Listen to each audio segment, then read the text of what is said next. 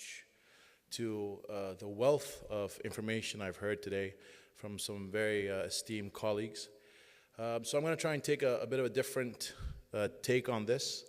I'm going to also support the idea that, it's the end of the day, it's after lunch, we want to try and get a bit more participation going on. So just very quickly, who am I? I work in Emirates Nuclear Energy Corporation. It's the only nuclear energy corporation in the region, I think. I just want to quickly know, do people know that there's a nuclear energy corporation in the UAE? Some show of hands, everybody? All right, good, our PR is working. Okay, so I do a lot of transformation work, and that's a lot of understanding vision, translating that into execution, finding out where things aren't working, creating new operating models, etc.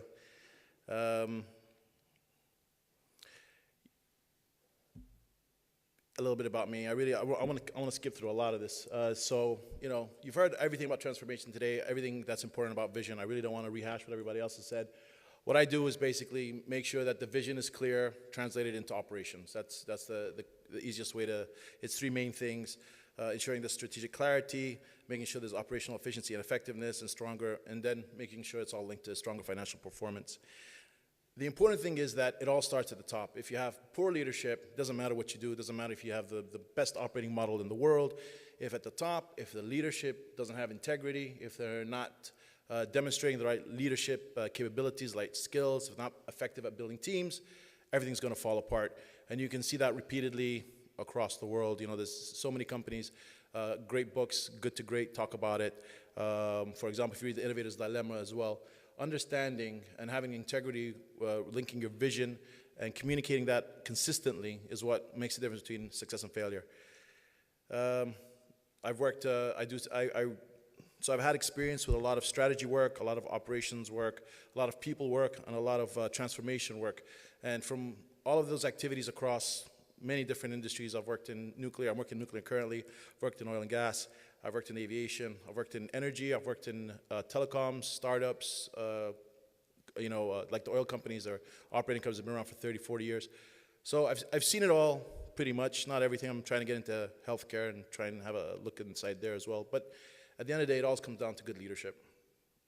Okay, so this was my agenda. I'm going to go through it quickly, defining leadership. Many people have done it today, talking about market and how leadership impacts the successfulness of organizations.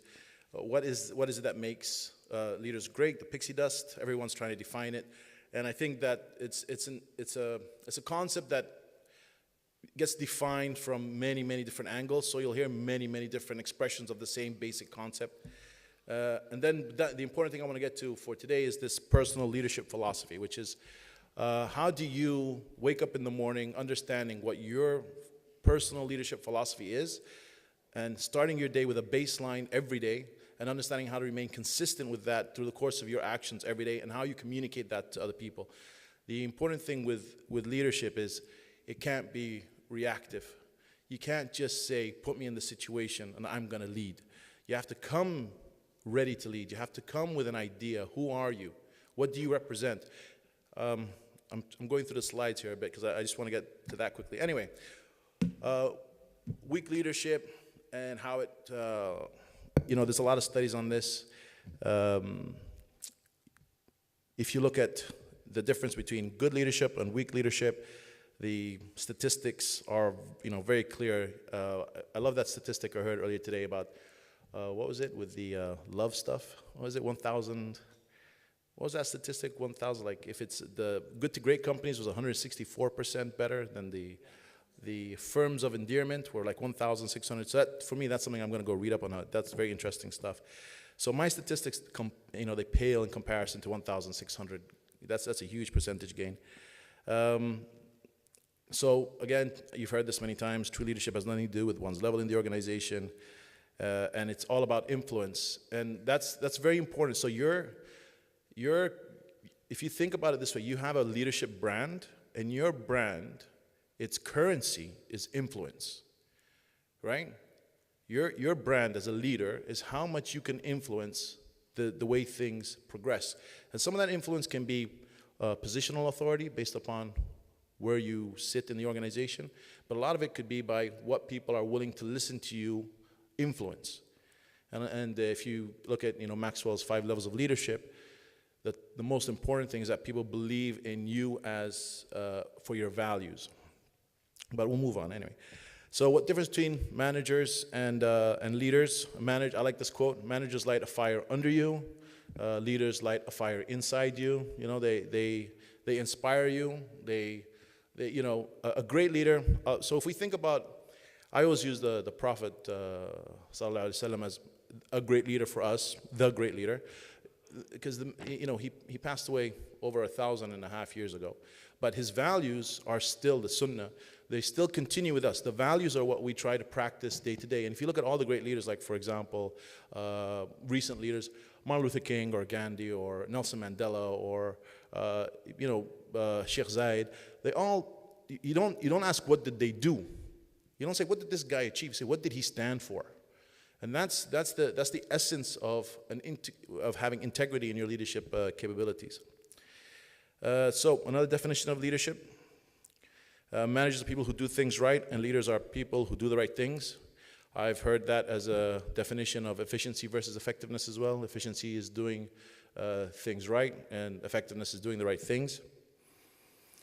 And when you come to modeling your personal values, you've got to have purpose. You've got to explain why you're doing this. So for Emiratis, it's very clear we love our nation.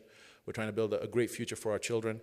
We have to have vision of where we see the Emirates being in the future. For example, we see it being standing shoulder to shoulder with all the nations of the world, participating in a united global society that creates a better future for all of the children of the world. We got to have direction. We know which way we're going. And there's got to be motivation for all that. And you take that, and that's how you apply to working with teams from the top of a government to when you go home at night and you're trying to get your kids to go to sleep. The same thing. You got to give them the same thing. There's a purpose why they go to sleep. There's a reason. You have a vision for them. And that understanding of leadership, if you can get that, if you can practice it at home, practice it in the office, practice it in your neighborhood, practice it in your society, that understanding will create better results holistically. Unfortunately, there's no shortcuts for this. There's no, for leadership, it's plan, do, check, act. It's continuous Deming cycle. It's continuous waking up in the beginning saying, okay, how am I gonna participate in my society as a leader? Planning to do it, reflecting at the end of the day, have I done a good job? Was I consistent? And then putting things in place to improve your performance. Again, this is more statistics about good leadership and how you can engage your workforce. It's all just to support the idea that it's worth putting investment in. But it's also for you guys to realize that the people who make decisions and investments of leadership development, they realize that this contributes to the bottom line. It's not, I also heard, several times we try to make it harder than it actually is. Like, okay, yes, it does contribute to the bottom line, but it needs to be recognized that there's a lot of soft to it. And that soft thing does create value. Again, I've done many projects, and I can tell you that it's never, success is 100%. Here it says 85%, but I have not seen a project where there was poor leadership and we accomplished what we meant to accomplish. I've never seen it. I think maybe these are like the flukes where 15% don't need the great leadership. Where do we find our future? So again, I'm going to move through this quickly. But the important thing with this slide is to understand that organizations are looking for leaders, right? So all the time, organizations are going to be looking for leaders. And they're going to ask, where do we find our future leaders? Is it internal versus external? Evaluating the capabilities and talent management. There's a whole bunch of processes related to 9-box and succession management that relates to trying to find where the leadership is in an organization. Organizations spend a lot of money on this. How do we identify leadership potential? How do we measure it? Again, stuff like the 9-box, et cetera. And how can we best prepare for the future? These are things that your organizations will invest in. So if you demonstrate good leadership, you are ripe for future investment. I'm going to move through this. Again, I'm going to move through this. So performance and potential. High performers are not always high potentials, but high potentials are mostly high performers. how you can find them. How do we know who is the best suited to lead?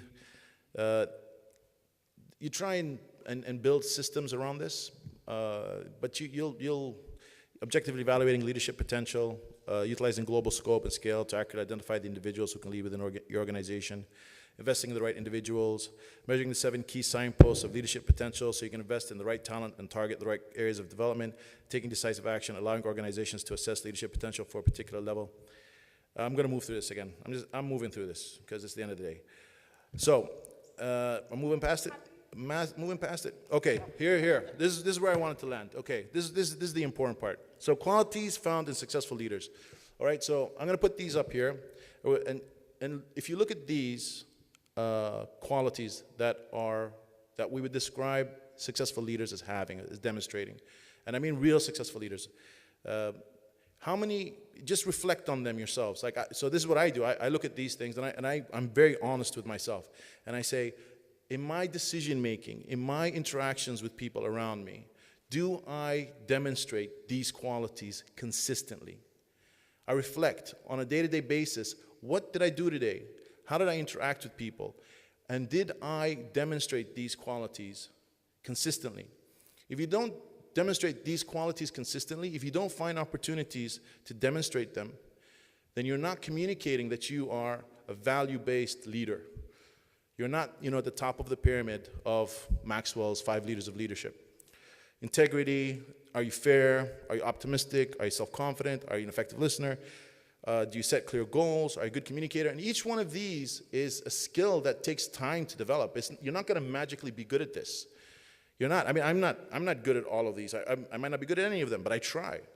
I try really hard. I try to be fair. I try to be optimistic. I try to be compassionate. I try to be genuine.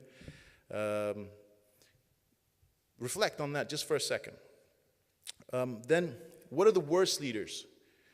Right? So think about this. Think about all the people you don't like working for. Think about the people you would not follow. And think about these qualities. And I bet you could label each one of those people with one of these qualities. You can say, yeah, I won't follow that person.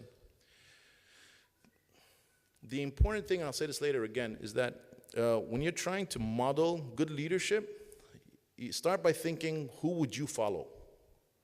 Who would I follow? Who's going to be the guy I would just follow, whether they're there or not there? In their absence, if a good CEO will be able to meet with his organization 4 times a year, 2 times a year, say the right things, walk away, and the rest of the organization will just hum along because they all know what he wanted. They all know what was expected, and they all believed in it. And everyone in that organization felt part of it, and they felt that they contributed to it, and they knew that they were in the right place. Okay, so this is where I want to get to. This is a little exercise just to kind of make us a bit more, make it a bit more participative. You all have a piece of paper in front of you, I imagine. And just for a minute, just try and come up with what we call a leadership statement. In it, you kind of want to reflect. I'll show you a sample in a second. So, who are you? What do you stand for and believe in? Where do you want to take us as an organization or as a group? Why you? Why you in particular stand out? What qualifies you for this job? What makes you think you can do this? What changes are you planning to make? So coherent leadership philosophy guides actions that are consistent with a set of values and principles and result in predictable behavior. 2 characteristics that followers expect from the leaders. Consistency and predictability create 2 important byproducts, credibility and trust. So what does that look like? So what does a personal leadership philosophy look like? So this is a sample. So if we look at I lead by, I am a leader who believes in service, purpose, and strategy. So you could believe in different things. You could be a leader who says, I believe in the bottom line, profitability, and serving my stakeholders. Okay, fine. At least now we know. In some businesses, that makes sense. If you're in a sales-driven organization that is about, maximizing returns for, if you're an investment house, for example, that could be your philosophy. But if you worked in healthcare, that will not necessarily be the right type of philosophy. You're not going to get doctors and people who came to healthcare to help people to follow you with that. What are my values? I'm a leader who believes in values. So what values do you believe in? We saw a list of different types of values, and in different situations, you're going to have to communicate different ones. Now, you're going to consistently have to demonstrate all of them, but in your communication, you need to highlight what is relevant to this particular situation that we're in. For example, now a lot of strategy comes from the military. I don't think that militarily the number one value that they'll communicate is compassion. That's not necessarily, it's going to be more about winning, taking ground, not losing people, et cetera, et cetera. How do I interact? So I'm a leader who believes in open communication. You might be a leader who believes in different things, and you need to communicate that as well.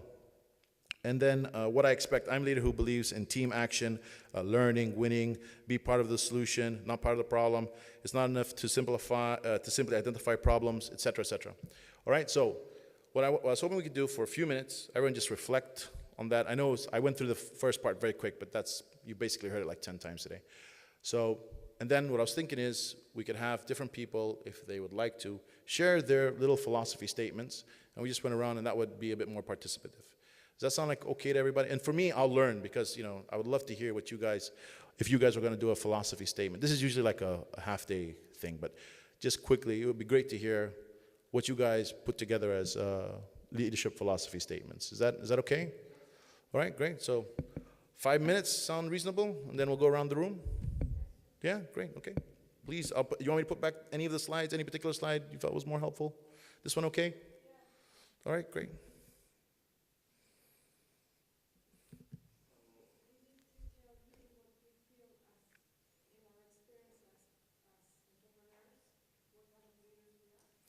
So each person individually writes a little philosophy. So this is a sample of a philosophy. This is a philosophy here. So I don't expect like 4 paragraphs, but like maybe 4 statements. I'm a leader. I lead by what? What do you lead by? How do you lead? What are your tools for leadership? My values. What are your values? My values are A, B, C, D. And then we'll go around and we'll see how people interpret that and what we get back from the group.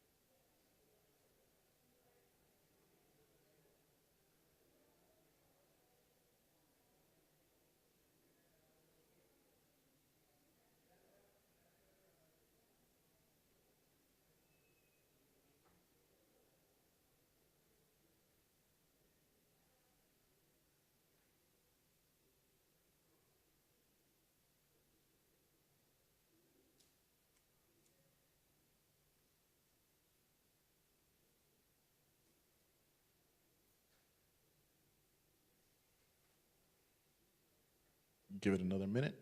Yeah.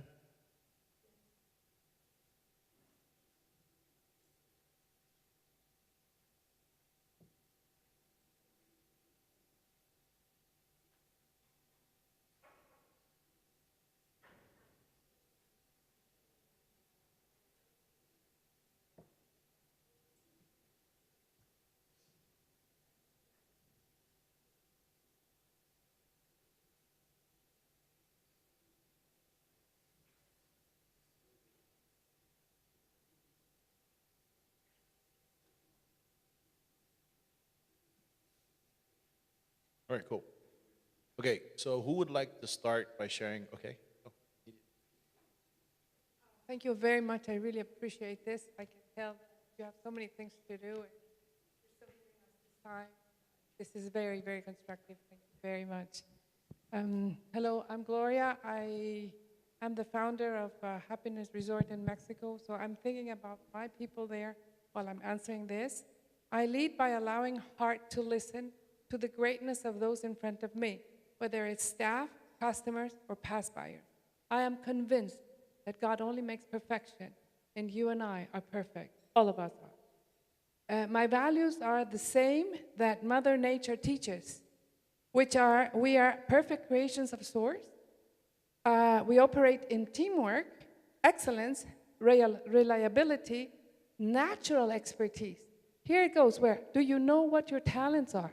You will know when you're connected with Source, and you know the orchid is so beautiful. So is the snake. So is the microbe. So are you and so am I. So we all have a natural expertise. Are you listening to it?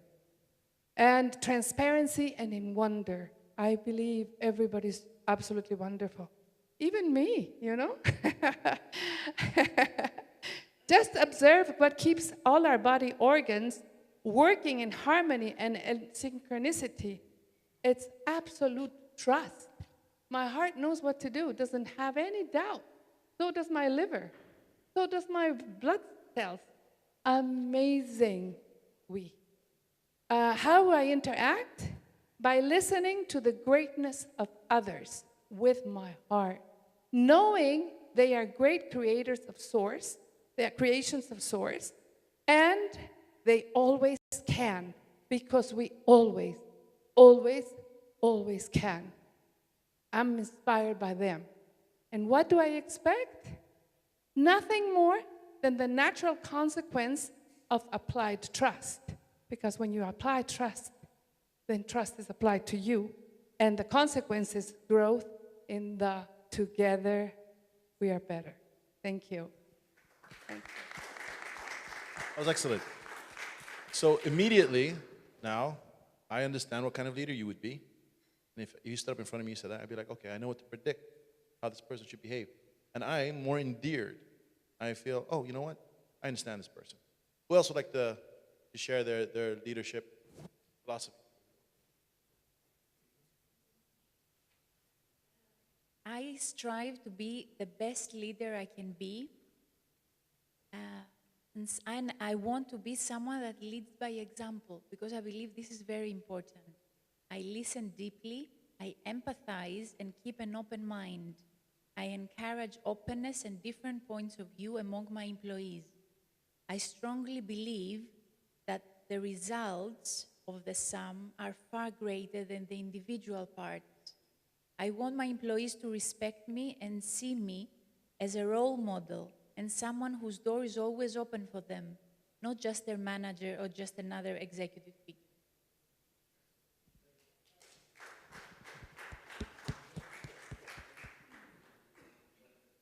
Thank you. I made several bullet points that I learned from my past working experiences, what I understand in leadership. I say I think action is so important after we create many ideas. So we need to action, and then we need to improve it with a team player together, which I call team spirit. And second, motivate team and utilizing their talents. Each of us is unique and perfect from, God. So we need to explore and who they are and what they can do. And third, put the serving-oriented mind in all of us to contribute to our society together. Also, the role model to a team with constant influences on to pursue excellences. Also, sharing experiences and wealth and benefiting all of each one. So not only experiences, also leader should contribute the wealth to team player. Listen and communication, open discussions and freedom to talk is so important. So it's create a good communication between team members. So at last, I think the challenge is so good. It's very good tools to growth.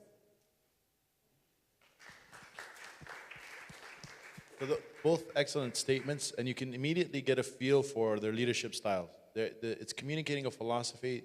They're different but similar. They're both leaders. They're both maybe highlighting different things, also different from the first leadership philosophy, but still a leader. And the strength and the power in this is that by communicating what your leadership philosophy is to yourself first, you hold yourself accountable. When you communicate it to the people around you, they will hold you accountable. You can reflect on it. It's something that you can develop with time, improve your leadership, and you continuously do a, Deming cycle, plan, do, check, act. You start off, my plan is to be this leadership philosophy. Does anyone else want to share their leadership philosophy? Do you want to have a crack at it? No? Then we got the general idea. How many of you have ever worked with a leader who's started off giving you a leadership philosophy? How many of you? That's what you guys just did. That's your leadership philosophy. So, how many of you have done that? How many of you started a job and your manager has sat you? So you've had that before, and in the interview. Yeah, exactly. I'm going back.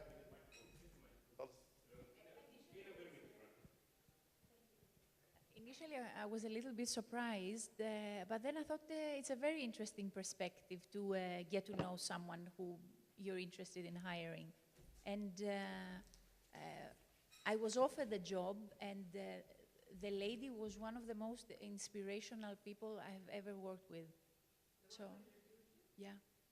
And she gave you her leadership philosophy. She told you this is my leadership philosophy. No, she asked me to do this. She asked you to do it. Yeah. All right. Well, that's brilliant. That's great. It's a great way to. Yes. It's a great way to understand what a person stands for, just to ask them straight out. Absolutely. Excellent. But have you ever worked for someone who has communicated their leadership philosophy to you? I've done that.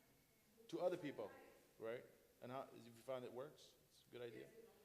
All right. How many people have actually done it?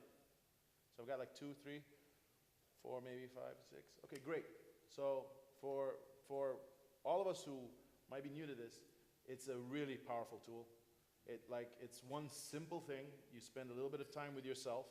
You come up with it. And it creates a glue that holds you accountable to your team and holds your team accountable to you.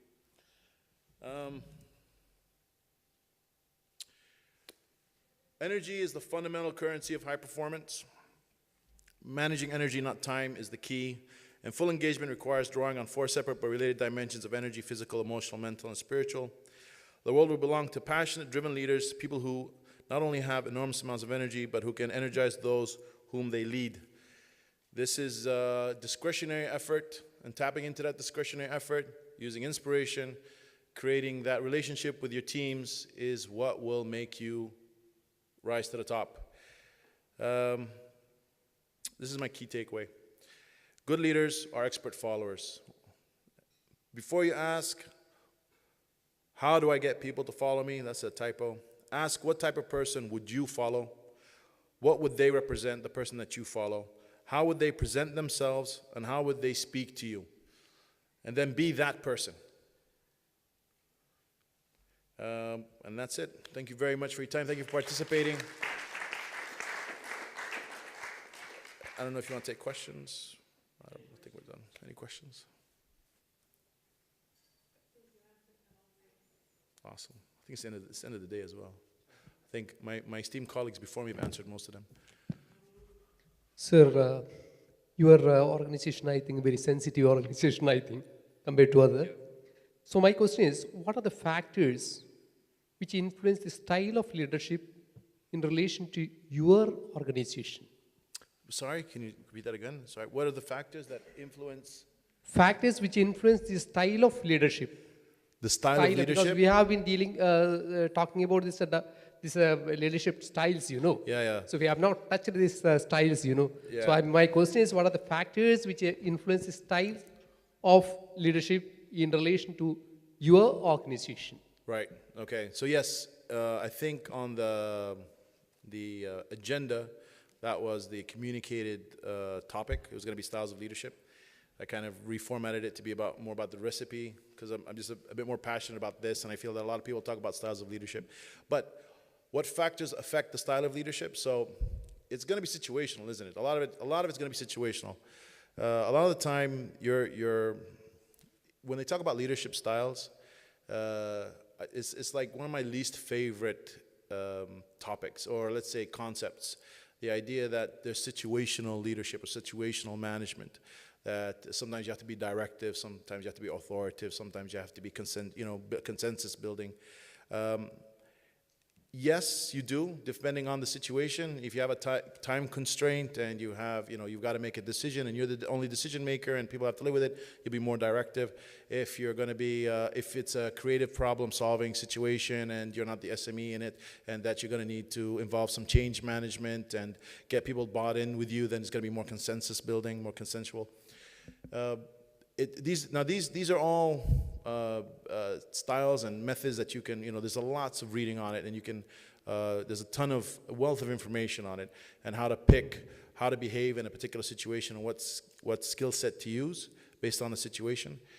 But effectively, really honestly, like the truth of the matter is, if you can do the value-based leadership, and if you can really, really practice that, and if you can be really honest with yourself about what your skills are and what your skills aren't, then things kind of will solve themselves. I know that sounds crazy. It's like, but if you think about the greatest leaders of all time, they're kind of removed from execution. They're quite a bit further away from execution. They're kind of just inspirational. They kind of continuously reflect the values and the ideas that their people believe in. You see what I'm saying? And that, if you start working on that early, if you start working on how do I ensure my behavior is consistent with my values and consistent with my vision, then the situational stuff kind of takes care of itself. It sounds, airy-fairy, but I've done this several times. I've created clear lines of demarcation between execution and leadership. And it takes a little bit of time, but with perseverance, and it doesn't take like years. It takes a few months. Pretty much every team I've worked with can reach to this level of self-empowered accountability, where they come back to you and say, look, we've done this, and these are the reasons that we've done it, and you just kind of reflect with them, say, yeah, okay, that was a great idea, maybe we could have done it better. Sometimes they do it even better than you could have expected. You see what I'm saying? I'm trying to move away from the leadership skills that are situational. What about this government legislation? Sorry? Is it government legislation is not a factor? Government legislation. Whose participation? Government legislation. Oh, what about government legislation? What's your question exactly? What about government legislation? Is it not a factor, sir? Is it not the? Yeah, leadership styles, related to these leadership styles. About leadership styles. What about government legislation? Yeah. How does it relate to leadership styles? Yeah, not related. Okay, so if you work in the government, what kind of leadership style you should employ? That's why I'm just pointing out about this organization, no. I'm sorry, I can't hear you. You are working in nuclear, this thing, energy corporation. Yeah, I work for So that's ENIC. why I'm just touching this thing, is government legislation also. This is one of the factors, I think. Is Am I right? government relationships one of the factors? Am I right? I'm sorry, I can't understand the question. Yeah, yeah. Different from who? Yeah. So yeah, okay, what do you mean by leadership? But okay, so let's quantify what do you mean by leadership here. I talk about managerial, because a lot of people use the word management and leadership interchangeably. So let's talk about the government sector. If you want to talk about the government sector in the UAE. So we have and I'm not the CEO of ENIC, right? Just in case. I'm not the actual CEO. I don't run ENIC. I work in the support services. I'm a director of support services. But the way that the UAE government works is that there's a strategy, a national strategy, and then each emirate has its own strategy, and it gets cascaded through general secretariat, and then to the different departments, and different departments have work to do, and then it gets executed. And so the leadership style in Abu Dhabi government is very, very related to the leadership style of the natural inhabitants of Abu Dhabi. You see what I'm saying? So, for example, you can, if you want to know more about this, you can check out. Do you know Geert Hofstede? Have you Geert Hofstede? Geert Hofstede. If you go on to Geert Hofstede, he has something called the cultural. What's it called? And cultural dimensions. Okay, Geert Hofstede. Look it up. So it talks about 5 main dimensions that affect like the cultures within different organizations, with different countries. So you have, for example, whether they're long-term thinking or short-term thinking, whether they are individualistic versus the opposite of individualistic, which is, I think, what's the opposite of individualistic? Whatever the word is. So there's 5 dimensions, whether they are masculine or feminine. There's 5 dimensions. And if you look at that, you'll find that the UAE's culture fits into a long-term thinking, so the opposite of individualistic. They are a bit in the middle when it comes to masculine versus feminine. And that culture then, a power distance index, which is how much the lower levels can challenge the upper levels. Okay, so the UAE has a big one. So the lower levels can't challenge, unlike in the States, for example, where you can sit down with your boss and you can give him a hard time. Here, the communication is pretty much one direction. There is a feedback loop, but not like, for example, in the States. So based upon that culture, you'll find that the government culture is similar. So you'll have to have a leadership style that fits within that culture. So, for example, you can't, in a meeting, you do not challenge people outright, because that's not how you do it. You don't, if you have a big meeting, big important people, you can't challenge them. In the States, that's fine. You watch, or in Britain, you watch the Houses of Parliament, and you have the Prime Minister, and the Shadow Prime Minister, and they're giving it all this, right? If you can't do that here, you can't do that. That's not in the culture here. So when it comes to leadership style in the government, that's more relevant. The actual culture within the country, I find. Any other questions? You can actually go up online. Geert Hofstede is an institute, and they Geert Hofstede, so GEERT-OFSTED. And what he did was a huge survey of like all of the cultures on the planet. And the great thing is actually you can get a tool on your phone. So there's an app that you can get on your phone, and you can put in any 2 cultures, and it'll tell you what the difference is between the 2 cultures. So if you have to get involved in negotiations, or if you have to work in multicultural teams, and you have like a couple of people in your team from different cultures that you haven't worked with before, or if there's clashes, you can use this tool to kind of get a good idea of what the differences are in the cultures. And then once you know, it's easier. And it's 5 dimensions. I don't know if you guys have read, there's a couple of books on this. God, I can't think of any right now. But because we come from a safety culture, we do a lot of studies on this stuff. If I can think of any, I'll say them later. I wasn't planning on talking about that today, so don't have it at the top of my mind. Any other questions? No?